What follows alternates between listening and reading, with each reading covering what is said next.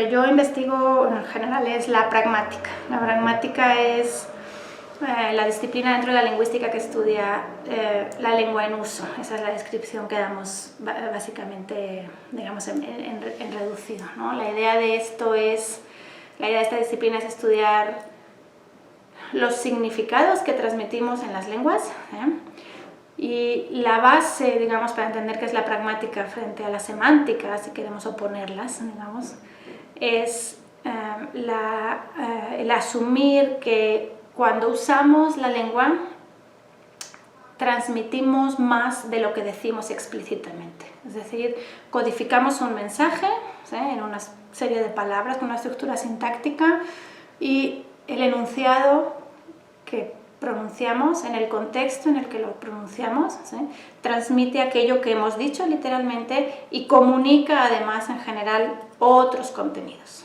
¿sí?, que se infieren por parte del oyente. Es decir, la idea de la pragmática, resumiendo mucho, o una de las ideas básicas de la pragmática es que la comunicación lingüística no solo es codifico, descodifico, en parte sí, es codifico, descodifico, pero en buena parte es también comunicación inferencial.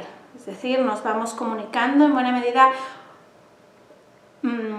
calculando inferencias, ¿sabes?, enriqueciendo los mensajes que yo recibo, ¿sabes?, a partir de que enriquezco. ¿Cómo enriquezco? Bueno, enriquezco porque comparto con mi interlocutor todo un contexto, todo un conocimiento previo, que incluye cuestiones del momento de enunciación y otros conocimientos previos compartidos respecto al mundo, y además unos principios que guían nuestra conversación, por las cuales yo voy, por ejemplo, asumiendo que tú esperas que yo enriquezca el mensaje que me has dado, etcétera, etcétera. Entonces, a la pragmática le interesa justo describir cómo es este proceso de comunicación, cuáles son esos principios conversacionales o cognitivos, según la teoría que te guste más, que compartimos los seres humanos cuando nos comunicamos lingüísticamente, qué es ese contexto que hay dentro de ese contexto que estamos teniendo en cuenta siempre para enriquecer los enunciados pragmáticos, ¿sí?, y qué piezas lingüísticas, qué expresiones lingüísticas justamente o qué expresiones lingüísticas necesitan, digamos, de esa información contextual para ser empleadas y para ser interpretadas. Entonces, esa es la línea en la que yo me muevo.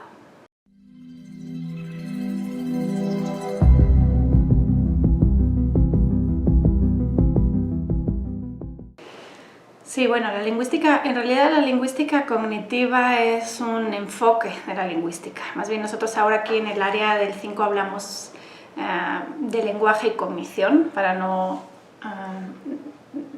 estar reduciéndonos a un enfoque específico respecto a la relación entre lengua y cognición, ¿sí? Entonces, más que hablar de lingüística cognitiva específicamente, voy a hablar de lenguaje y cognición, es decir, del interés por dar cuenta de cómo se procesan, cómo se aprenden, cómo se procesan y eventualmente cómo se degeneran los conocimientos lingüísticos de los humanos, ¿sí?, la capacidad humana del lenguaje, ¿sí?, y la capacidad, en último extremo, entonces, de comunicarnos entre seres humanos por medio de sistemas lingüísticos, de lenguas, ¿sí?, como el español, el inglés, el náhuatl, la lengua de señas mexicana, etc., ¿sí?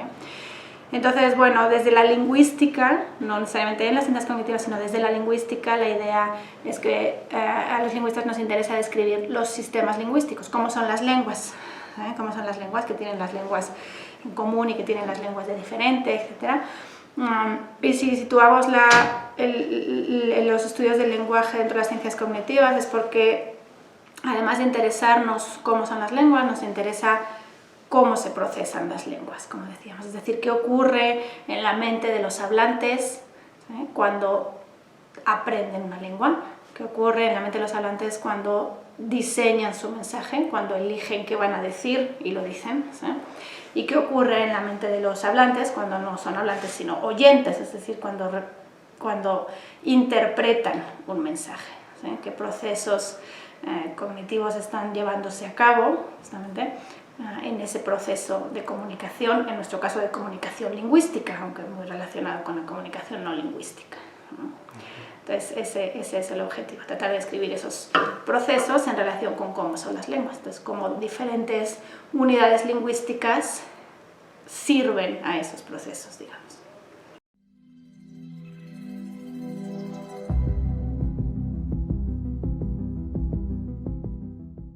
Pues ahora aquí en la maestría de Ciencias Cognitivas que tenemos en el 5 estoy dirigiendo 2 tesis.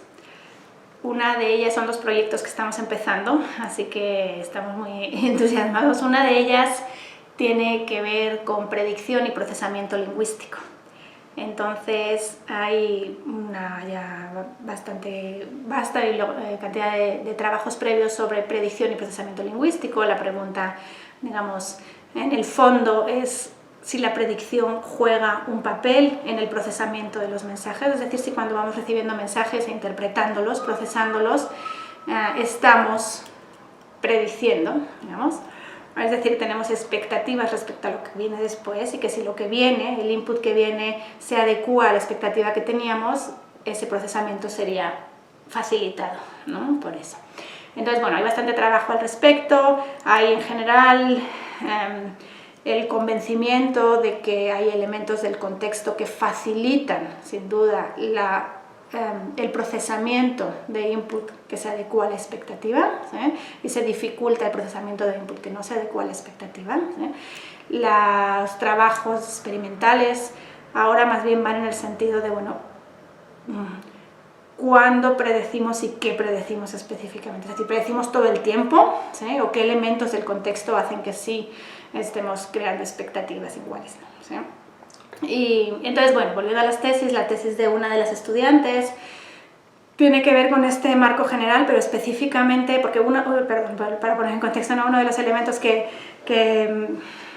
es más aceptado en esta bibliografía de la que hablaba es que predecimos, o la predicción tiene un efecto en el procesamiento lingüístico cuando hay contextos muy condicionados léxicamente. Por poner un ejemplo, ¿no? Si yo digo, quería preparar un postre, quería preparar un jugo, así que fui al mercado y compré unas, entonces ahí hay en ese hueco, después de unas, hay solo unas cuantas cosas que puedan venir. No fui y compré unas mesas, sino probablemente unas naranjas, ¿sí? O unas toronjas o unas mandarinas, ¿sí? Entonces, eso es así, o sea, tenemos cierta expectativa de qué elemento va a venir aquí, porque el enunciado que he creado antes tiene un condicionamiento léxico, ¿sí? Jugo, hay cosas de las que se pueden hacer jugo y cosas de las que no, y hay cosas que se venden en el mercado y cosas que no, etcétera, etcétera. Bueno, dentro de ese marco, entonces, lo que estamos empezando con este proyecto es ver si lo que llamamos marcadores del discurso también generan expectativas respecto a lo que puede venir después en el enunciado, ¿sí? Entonces, específicamente ella está empezando a trabajar con unos marcadores que llamamos operadores focales escalares. Son palabritas, los lingüistas nos interesamos por palabritas, así, y qué significan y qué hacen, ¿no?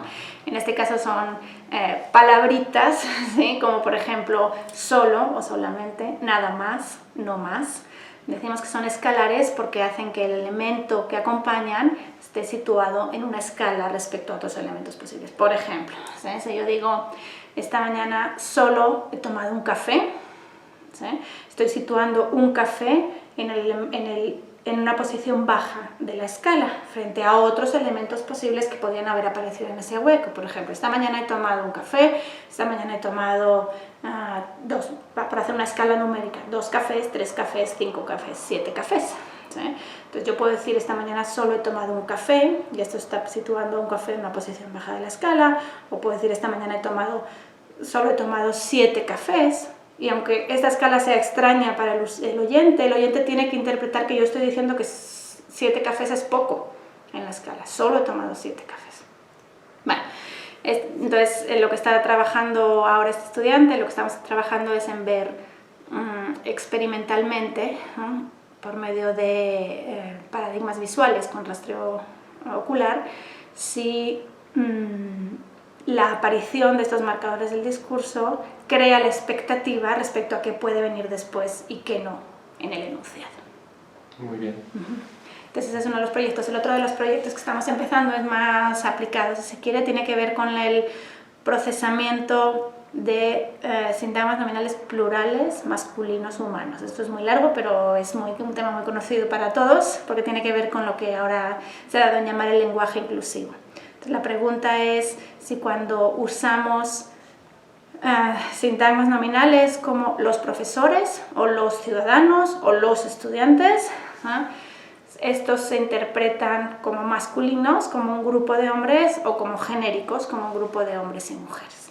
Entonces, en realidad, la idea es que la pregunta no es tan sencilla como la acabo de poner. La pregunta que debemos hacernos no es si se interpretan así o asá, sino cuándo se interpretan así y cuándo se interpretan asá.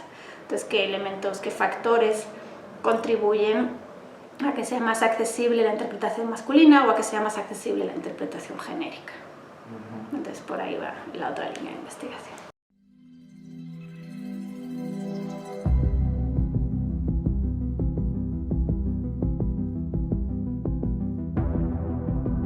Estamos empezando a construir, digamos, el laboratorio de lenguaje y cognición como tal, es decir, tenemos un equipo por ahora chiquito, somos yo y dos estudiantes de maestría y yo, y esperamos que vaya creciendo rápidamente en número de participantes, ¿no? Y tenemos un espacio físico muy amplio que poco a poco estamos equipando. Entonces, la idea es justamente tener un espacio físico, pero sobre todo un equipo de trabajo y un equipo material donde poder llevar a cabo estos proyectos y el diálogo, la colaboración con las otras áreas, ¿no? Entonces, finalmente es el espacio físico y el grupo de trabajo en el que se materializa el área de lenguaje y cognición en el 5, donde ahora mismo ya los estudiantes del área pues trabajan, ese es su espacio de trabajo, los estudiantes de maestría, allí van y allí nos reunimos semanalmente como grupo para discutir artículos y los proyectos de investigación, además de reunirnos individualmente, claro. Y bueno, eso estamos ahora gracias a un poquito de financiación de ProDev, pues comprando lo que podemos. La idea es equiparnos muy pronto con un equipo de rastreo visual. Y bueno, pues poco a poco, según las posibilidades económicas, pero poco a poco irlo equipando para poder llevar a cabo trabajos experimentales, que es lo que más equipo necesita, ¿no? El trabajo de corpus pues ya lo podemos hacer ahora mismo y bueno, con mucha ilusión, poco a poco, pero ese es lo que visualizamos, que en pocos años esté funcionando como un equipo más grande, con proyectos de investigación ya más asentados y está abierto a todo el que le interese en este tipo de investigaciones. Nos dará mucho gusto que se den una vuelta.